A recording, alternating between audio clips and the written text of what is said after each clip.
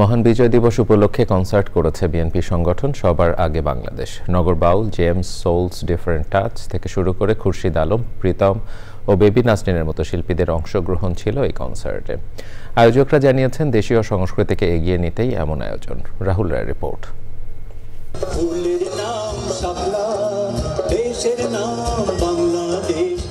শুধুমাত্র বাংলাদেশের গান আর শিল্পীদের নিয়ে বিজয় দিবসের এই কনসার্টের আয়োজক সবার আগে বাংলাদেশ। রাজধানীর মানিক মিয়া এভিনিউয়ে খোলা আকাশের নিচে দর্শকরা মেতেছিল সুরের ছন্দে।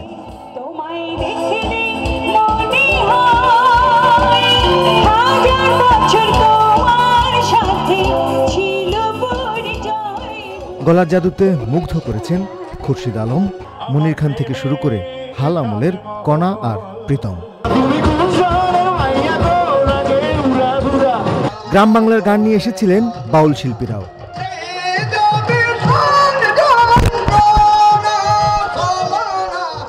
আয়োজকরা বলেছেন, কৃষ্টি, সংস্কৃতি সহ প্রতি ক্ষেত্রেই এগিয়ে নিতে হবে বাংলাদেশকে।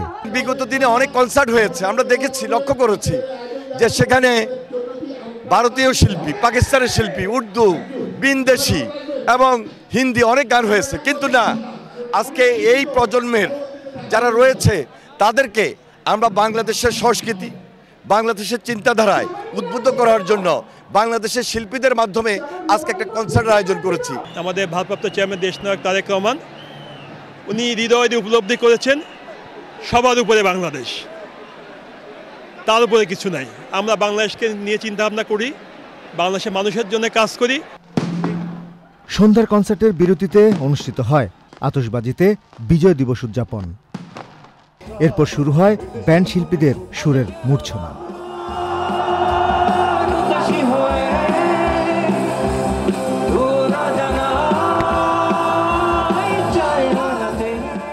উপচে পড়া দর্শকদের গানের তৃষ্ণা মেটায় ডিফারেন্ট টাচ, শিরোনামহীন, আর্ক আর সোলস।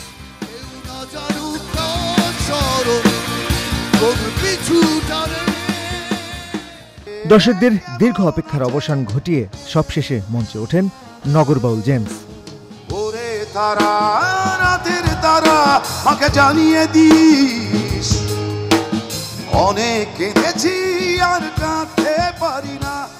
বিজয় দিবসের সন্ধ্যা হয়ে ওঠে সুরময়।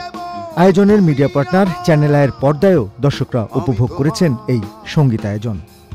আমি তারাই তারাই রটিয়ে দেব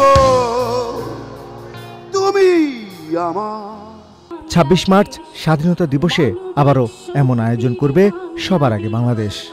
নতুন সূর্যের বাংলাদেশ সবার আগে।